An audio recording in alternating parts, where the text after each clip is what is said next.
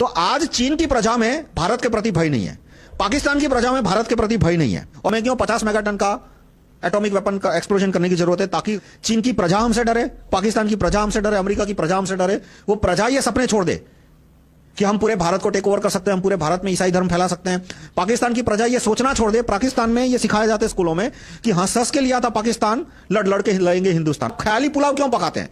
क्योंकि हमने अभी तक में 50 मेगाटन का एक्सप्लोजन नहीं किया। हम एक 50 मेगाटन का एक्सप्लोजन करेंगे, ये सारे ख्याल दिमाग में से निकाल देंगे। नमस्कार मित्रों, ये वीडियो है इंडिया के न्यूक्लियर वेपन प्रोग्राम के ऊपर।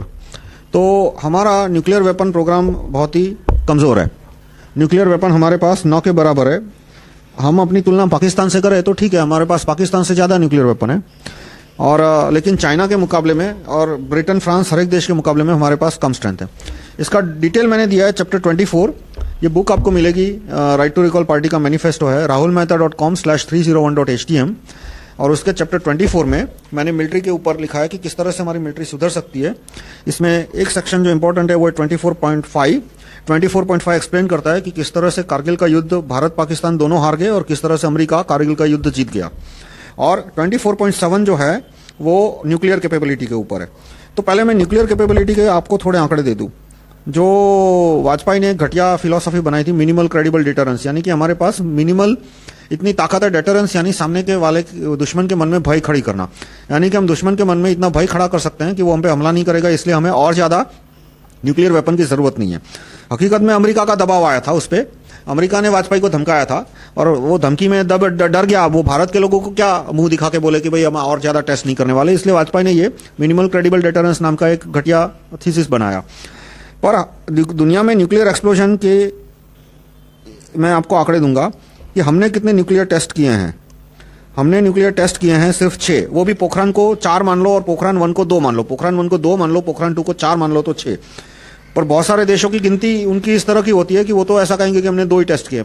बाकी देश है वो अपने आंकड़े कम करना चाहते हैं, यानी एक न्यूक्लियर टेस्ट होता है तो एक टेस्ट के अंदर 3-4 एक्सप्लोजन होते हैं। तो चाइना है वो जब 4 एक्सप्लोजन करता है एक ही दिन में तो वो उसको एक टेस्ट बोलता है, जबकि क्योंकि चाइना को अपना आंकड़ा कम दिखाना है, अमेरिका को अपना आंकड़ा कम दिखाना है। तो अमेरिका एक दिन में उसने 8 न्यूक्लियर टेस्ट किए थे तो उसने बोला हमने सिर्फ एक ही किया है, क्योंकि वो बोला वो सारे टेस्ट एक दूसरे से कनेक्टेड थे।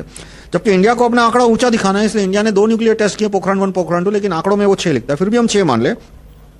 तो यूके और ऑस्ट्रेलिया ने मिलकर 45 किए हैं। अब यूके की आबादी कितनी है? 6 करोड़, 7 करोड़, उसमें ऑस्ट्रेलिया की आबादी भी मिला लो तो 8 करोड़ हो गया।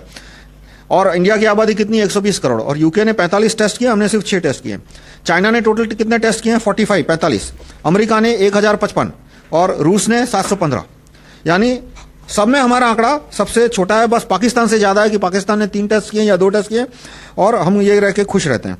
फिर असली टेस्ट आता है एटमॉस्फेरिक एक्सप्लोजन। हमने तो टेस्ट किया है न्यूक्लियर एक्सप्लोजन का जमीन के अंदर, तो जो जमीन के अंदर टेस्ट किया है वो असली टेस्ट नहीं है, क्योंकि जब हमें एक्चुअली न्यूक्लियर बम फेंकना है तो जमीन पे नहीं फेंकना है, मिसाइल पे लोड करके उसको 1000, 2000, 5000 किलोमीटर दूर कहीं जाके फोड़ना है।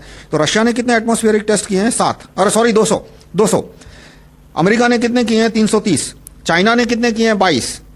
यूके और ऑस्ट्रेलिया ने मिलकर कितने किए हैं? 8। और भारत ने कितने किए हैं? 0, एब्सोल्यूट 0, एक भी एटमॉस्फेरिक टेस्ट नहीं किया। उसके बाद आता है high altitude test. High altitude test यानी जमीन के 300 किलोमीटर ऊपर मिसाइल में बॉम्ब को लोड करके मिसाइल को 300-400 किलोमीटर ऊपर फोड़ा जाता है। रशिया ने 7 किए हैं, अमेरिका ने 14 किए हैं, यूके ने 1 भी नहीं किया। चाइना ने किया, बोला है कि हमने करने वाले हैं, चाइना ने किया नहीं है। और भारत ने कहा है कि किया नहीं है और साफ साफ बोला है कि हम हाई ऑल्टीट्यूड एक्सप्लोजन नहीं करने वाले, ऐसा उन्होंने एग्रीमेंट पे साइन किया है। फिर उसके बाद आता है न्यूट्रॉन बॉम्ब, जो कि मैंने इसमें कवर नहीं किया। रशिया के पास न्यूट्रॉन बॉम्ब है, अमेरिका के पास है, चाइना के पास है, और भारत ने एग्रीमेंट किया है कि वो न्यूट्रॉन बॉम्ब के दिशा में कोई डेवलपमेंट नहीं करेगा, यानी हमारे पास न्यूट्रॉन बॉम्ब है भी नहीं अभी, और इस दिशा में कोई रिसर्च भी नहीं हो रहा। बाद में आता है एक्सप्लोजन जो किया वो कितना बड़ा था। एक्सप्लोजन जो किया वो रशिया ने जो सबसे बड़ा एक्सप्लोजन किया वो था 50, हमने जो एक्सप्लोजन किया था वो है सिर्फ 45 किलोटन। यूके ने जो सबसे बड़ा एक्सप्लोजन किया है वो 200 किलोटन, यानी हमारे एक्सप्लोजन से 5 गुना बड़ा। चाइना ने जो किया है वो 4300 किलोटन, यानी हमारे एक्सप्लोजन से 100 गुना बड़ा। अमेरिका का सबसे बड़ा एक्सप्लोजन है 15000 किलोटन, और रशिया का सबसे बड़ा एक्सप्लोजन है 50000 किलोटन, यानी हमारे एक्सप्लोजन से 1000 गुना ज्यादा बड़ा। अब जो 123 एग्रीमेंट साइन किया, 123 एग्रीमेंट साइन किया, उसकी वजह से अब हम न्यूक्लियर टेस्ट कर भी नहीं पाएंगे, क्योंकि एक जो उसका इंडिकेशन है वो ये है कि अब भारत कोई न्यूक्लियर टेस्ट नहीं करेगा अमेरिका की परमिशन के बिना, और अमेरिका परमिशन देगा नहीं। और ये बात बहुत सारे मिलिट्री के लोगों ने बोला था कि इस पे साइन मत करो, लेकिन मनमोहन सिंह ने फिर भी साइन कर दिया। आपको यदि याद हो 2008 का पॉलिटिक्स, ये 123 डील पास हुआ कुछ अक्टूबर 2008 के आसपास, तो उसमें जो सीपीएम के सांसद थे वो किस तरह से बिक गए। उन्होंने 123 एग्रीमेंट पे वोट तो नो किया था, पर यदि उन्होंने 2004 में ही कहा होता कि जो अमेरिका के एडमिनिस्ट्रेशन के सीनियर अफसर आए थे 2005 में 123 डील पे नेगोशिएट करने के लिए, और उस समय सीपीएम और कांग्रेस की मिक्स गवर्नमेंट थी, तो उस समय यदि सीपीएम के एमपी ने बोला होता कि भाई ये जो अमेरिका के अफसर आए हैं 123 डील पे डिस्कस करने के लिए, उनको आप एयरपोर्ट से वापस भेजो वरना हम सपोर्ट वापस खींच लेंगे, तो कांग्रेस को उन्हें एयरपोर्ट से वापस भेजना पड़ता, तो 123 डील की गाड़ी आगे बढ़ती ही नहीं। लेकिन आखिर तक सीपीएम के एमपी, उनको रिश्वत मिली थी इसलिए वो नजरअंदाज करते रहे। एंड में जब 123 एग्रीमेंट साइन होने वाला था तो उन्होंने देखा कि भाई अभी हमने विरोध नहीं किया तो हम अपने कैडरों के सामने, हमारे वोटरों के सामने एक्सपोज हो जाएंगे कि भाई तुम भी सीआईए के सब अमेरिका के एजेंट हो। तो एंड में अपनी नजर बचाने के लिए उन्होंने कांग्रेस को बोला कि तुम समाजवादी पार्टी से या ये मायावती से तुम सांसद खरीद लो, और तुम जब ग्रीन लाइट दोगे कि हाँ भाई हमने मायावती के सांसद खरीद लिए या तो मुलायम के सांसद खरीद लिए, उसके बाद हम डील में से खिसक जाएंगे। और अमेरिका ने पूरी थैली खोल दी थी, ट्रक भर के नोट भेज दिए थे मनमोहन सिंह को कि जितने पैसे एमपी को देने उतना दो, लेकिन 123 डील हमें पास कराना है। तो मनमोहन सिंह ने भी हर एक एमपी को बोरे भेजने शुरू किए नोट भर भर के। ऐसा कहा जाता है कि हर एक एमपी को 25 करोड़ मिले थे, और समाजवादी पार्टी क्योंकि वो 35 एमपी लेके आई थी, उसको जो प्रीमियम था हर एक एमपी का 10 करोड़ वो अलग से मुलायम को मिला था। आप गूगल करना उस समय करप्शन 123 डील, तो आपको सीपीएम के डी राजा वो अलग है, ए राजा अलग है, कांग्रेस के मिनिस्टर, ये सॉरी डीएमके के मिनिस्टर ए राजा अलग, और सीपीएम के एक नेता है डी राजा। उनका एक आपको स्टेटमेंट मिलेगा कि भाई हर एक एमपी को पैसा दिया जा रहा है डील पास कराने के लिए, और मुलायम यादव का भी आपको स्टेटमेंट मिलेगा, अरे सॉरी लालू यादव का भी स्टेटमेंट मिला कि हर एक एमपी को 25 करोड़ मिल रहे हैं 123 डील पे साइन पे पास कराने के लिए। तो कांग्रेस के एमपी को, फिर ये समाजवादी पार्टी के एमपी को, सबको खूब पैसा मिला।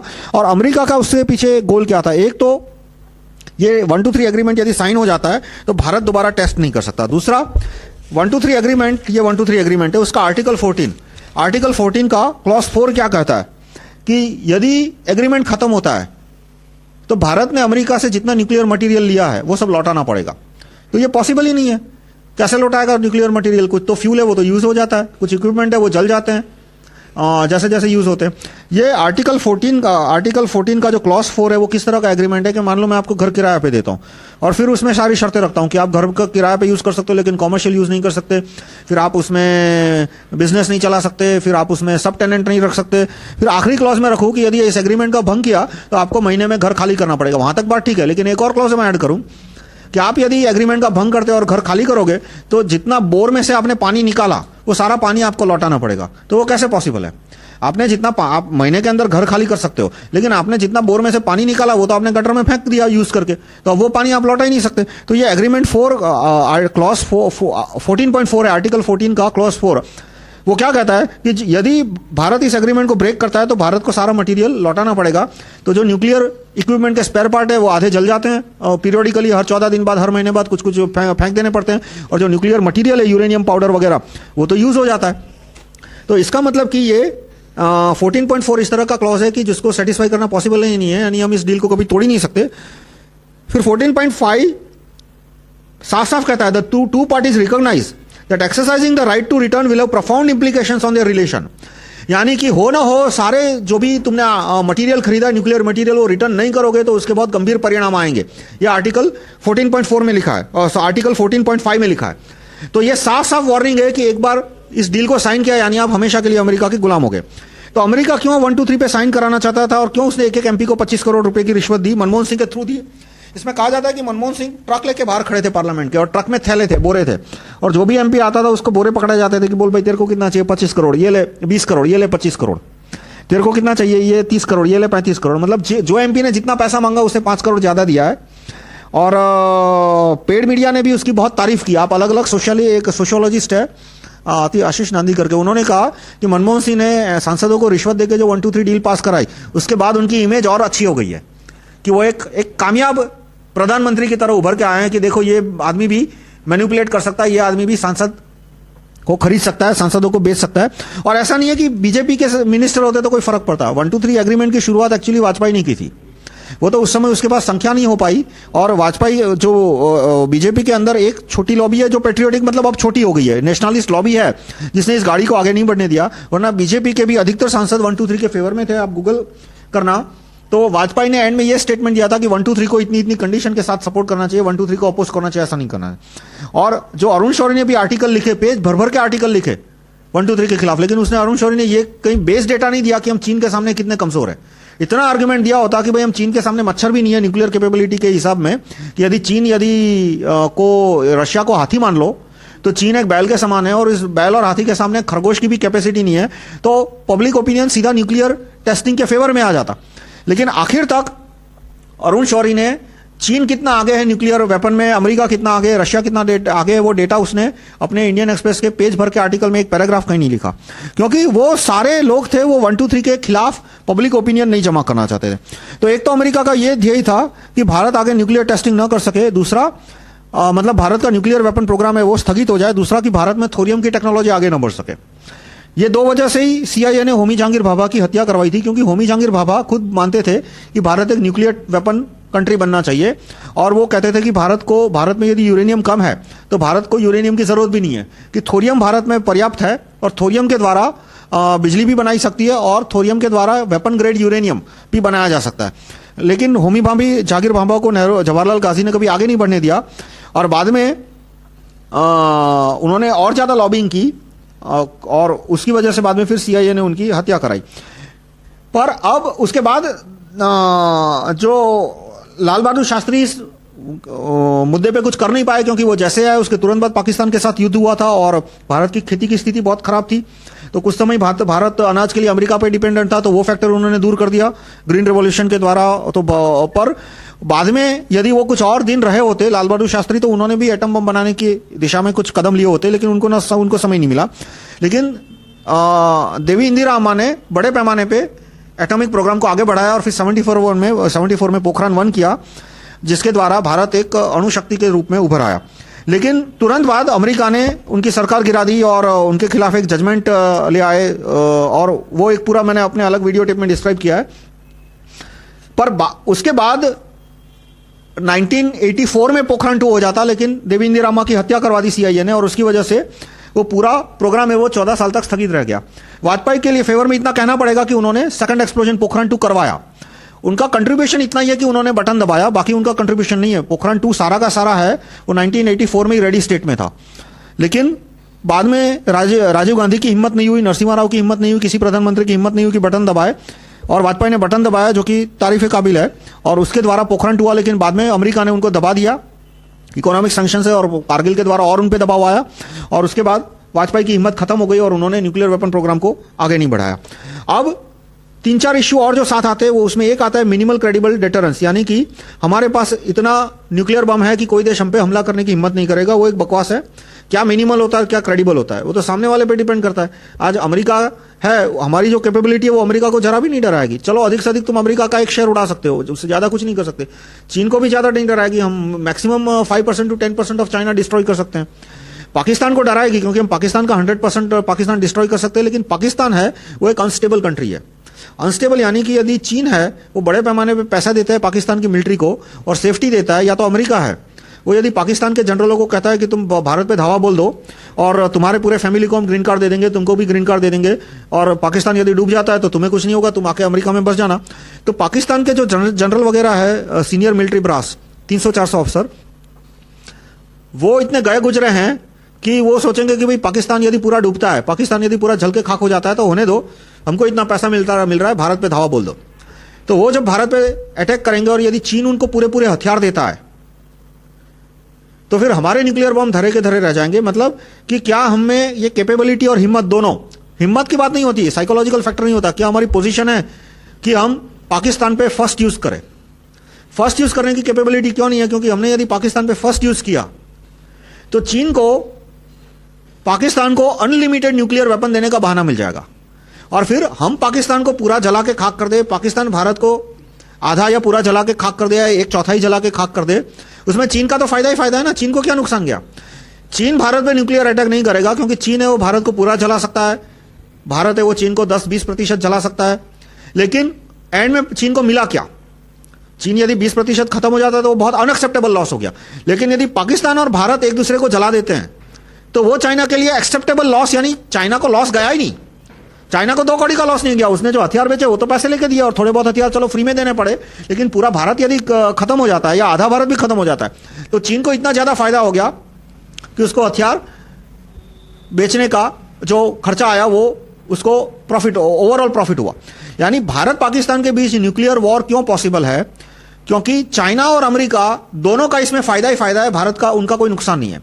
यदि भारत पाकिस्तान में न्यूक्लियर वॉर होता है, पाकिस्तान टोटली खत्म हो जाएगा, भारत आधा खत्म हो जाएगा, और उसमें अमेरिका का फायदा ही फायदा कैसे है कि उसके बाद जो भारत होगा उसके आसानी से वो 4-5 टुकड़े कर सकता है, उसके बाद वहां पे आसानी से अपने फैक्ट्रियां डाल सकता है, क्योंकि इकोनॉमी पूरी खत्म हो गई। यानी हमें विदेशी कंपनियों को कहना पड़ेगा कि आके फैक्ट्रियां डालो।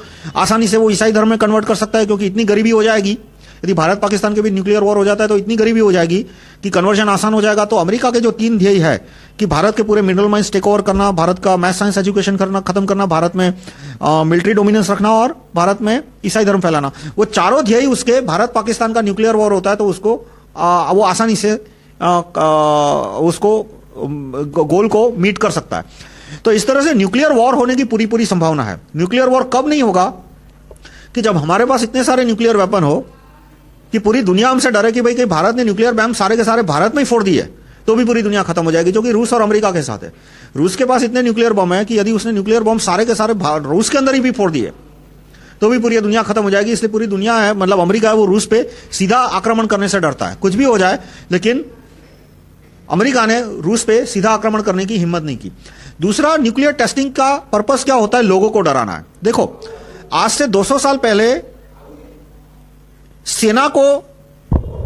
सेना से डराने की जरूरत होती थी, सेना से डराने की जरूरत होती थी, लोगों को डराने की जरूरत नहीं होती थी। जैसे कि उस समय भारत को आज से 200 साल पहले एक सेना दूसरी सेना से डरे बहुत था, एक राजा दूसरे राजा से डरे बहुत था, लोगों को डराने की जरूरत नहीं थी। लेकिन अभी डेमोक्रेसी की वजह से डेमोगैग यानी कुछ भी उठपटांग बोल के यदि वो पावर पे आ गया तो इसके लिए लोगों को डराने की जरूरत रहती है। मैं आपको एक एग्जांपल दूं। रशिया ने 1956 में 50 मेगा टन का एक्सप्लोजन किया। वो एक्सप्लोजन इतना भारी था कि उससे 1000 मील दूर स्वीडन, 500,000 मील दूर स्वीडन का तटीय प्रदेश था, वहां पे जो घर थे उसके शीशे टूट गए। फिर उसके बाद जब डिटेल आया तो देखा कि वो बम इतना भारी था कि उसको मिसाइल पे लोड नहीं किया जा सकता। उस समय 1956 की बात कर रहा हूं। वो बम इतना भारी था कि यदि उसको प्लेन पे लोड किया होता और वो रूस से टेक ऑफ करता या पोलैंड से टेक ऑफ करता तो वो जर्मनी भी क्रॉस नहीं कर सकता। मैं 1956 के प्लेन की बात करता हूं। यानी कि वो बम डिलीवरेबल था ही नहीं किसी भी एंगल से। न उसको मिसाइल पे लोड कर सकते थे, न उसको प्लेन में डाल के ब्रिटेन तक या फ्रांस तक पहुंचा सकते थे। तो रशिया ने ऐसे बम को बनाया क्यों और ऐसे बम को एक्सप्लोड किया क्यों किया जिसकी कोई स्ट्रेटेजिक वैल्यू या डिलीवरेबल वेपन की तरह उसकी कोई वैल्यू नहीं है। उसका मकसद था उनका कि अमेरिका की पब्लिक को धमकाना। अमेरिका की पब्लिक को धमकाना क्यों? क्योंकि उस समय अमेरिका में मैकार्टी और इस तरह के बहुत नेता आ गए थे। वो नेता कहते थे कि ये स्लाविक लोग तो बहुत बेवकूफ लोग होते हैं। रशिया की जो प्रजा है उसको स्लाविक कहते हैं। अभी थोड़ा रेसिज्म खत्म हुआ, लेकिन जो एंग्लो सेक्सन यानी ब्रिटेन और जर्मनी से आने वाले लोग वो अपने आप को रेशियली सुपीरियर मानते हैं। वो स्लाव को अलग रेस मानते हैं और वो सोचते हैं कि ये जो स्लाविक रेस है वो बेवकूफ लोग हैं, उनको तो हम आसानी से हरा सकते हैं, आसानी से हम उन्हें गुलाम बना सकते हैं।